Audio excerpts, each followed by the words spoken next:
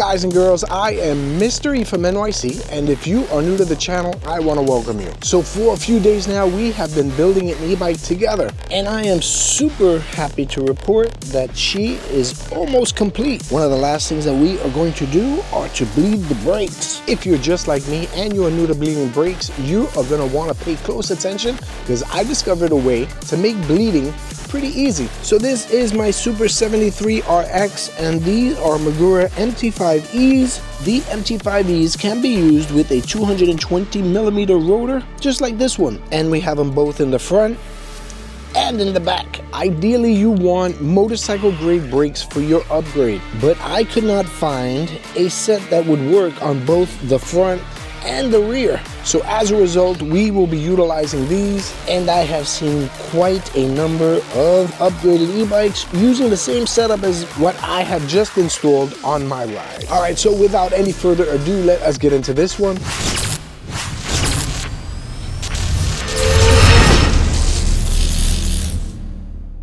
So Chris managed to get the hub and the wheel out to me before the Electrify Expo. So let's get this bad boy mounted. First up, we're gonna get the jack stand underneath the bike to get it up off the ground. Having an extra set of hands is always useful, but in this case, I should be good. So we are no longer going to use the axle from Super 73. Chris makes his own billet axles. All right, before we install it, we need to lube her up. And now that she is lubed, we can begin the installation. No! So before we mount the wheel, let's not forget the rotor. So before you yell at me for not putting on thread lock, this is a new rotor and new screws, and there was thread lock from the factory on those screws. All right, now she's mounted. Let's put her on the bike. All right, so she is mounted. Don't forget to tighten up these Allens over here. Now we can work on the brake caliper. Now, there's a lot more space in between the rotor and the fork. That was the whole reason why this got sent out. All right, first up, let's tighten this bracket. This is the factory bracket, and then we'll go into one of these. This is a Magura caliper adapter. It is the QM44, and this should be the adapter that we need. All right, so right now I am feeling good. I can see that the brake caliper is grabbing. She's in. Next up, we can install the fork protector. It's just 3 Allens. So we are getting ready to bleed our brakes. And check this out over here. That is exactly how we're going to do it. So no laughing, okay? This is done for a very specific reason, and you are about to find out why. All right, so this is my bleed kit. I picked this up from Amazon. I will provide the link in the description down below so you guys can pick up something just like this. We will be using the syringe, this hose, which has a clamp to seal the flow of hydraulic fluid, or should I say mineral oil. Over here we have a reservoir that will sit on the top of our brake lever. This is the caliper. The caliper needs to be removed. I'm also gonna have to take off these zip ties over here. The reason being is because I need to do something that I've never heard of before. I need to take that caliper, and that caliper needs to rest up high, level to our brake lever. And having that brake caliper in that position is going to make for a successful brake bleed. My brake bleed kit comes with a set of latex gloves. I'm not going to use our latex gloves only because I spilled some mineral oil on them. The first thing that we are going to do is we're going to loosen up the screws that hold our brake lever in place, and we are going to try and level them out. So having your brake lever on a level plane is going to ensure that no fluid will spill out of that brake reservoir. Next up, we are going to remove the brake caliper. Once we remove the 2 Allens that hold the caliper in place, we need to proceed with cutting the zip ties that hold the line in place. And the reason being is because this brake caliper needs to get up higher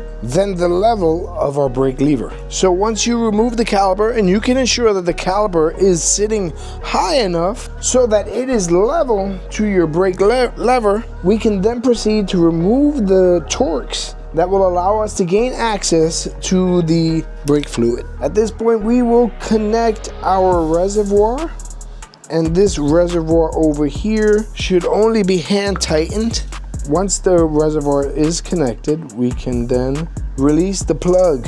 All right, so next up, you're gonna wanna take the cap off of your mineral oil, insert the syringe and the correct fitting. This fitting over here is gonna allow you to attach to your brake caliper. Insert the syringe into the mineral oil, fill up your syringe, then we can remove the screw to allow us to attach the syringe. Now this is important. When you remove that screw, you want to be at that same level as your brake lever. Now, why is that so important? If the brake caliper is lower than your brake lever, you'll notice that fluid will come out. So before I attach this, I want to get all the fluid up to the end of my brake caliper so that I can ensure that there will be as little air as possible inside this brake caliper, because what I'm going to do next is probably the most important thing that you're going to do when you're bleeding your brakes. So right now I'm going to take the syringe, I'm going to depress the mineral oil from my syringe all the way up into our reservoir. And in doing so, we will remove any existing air within that line. So this is gonna be hard. I got no one to hold the camera for me. But what I'm gonna do next is going to try and push out any air that might be existing inside of this hydraulic line. And I do that by repeatedly depressing that brake lever. And if there's any air, pay close attention to this hose. If there's any air inside there, it should come out of this hose right here. And as of right now, I do not see any air bubbles. All right, so because I have no air bubbles, that's gonna take me to the next step. And the next step is going to be to seal this hose with this clamp. Just like that. So right now, with this being sealed, none of that hydraulic fluid can move regardless of the position of my caliper. After clamping down that hose, I can seal my reservoir and I will proceed to remove the reservoir. So we're gonna get that reservoir out of there and we're gonna reinstall this Torx. And this Torx doesn't take much pressure, but it will seal that connection. Now this next part is the coolest feature. So right now I am above, it's gonna be hard to show y'all. So right now the brake caliper is higher than the brake lever. And it is at this point that I can remove my syringe. And this is probably the coolest part of the install. And I am hoping, I'm hoping so hard that this comes out clear. But right now you can see that there is absolutely no fluid at the end of this connection. But when I lower it,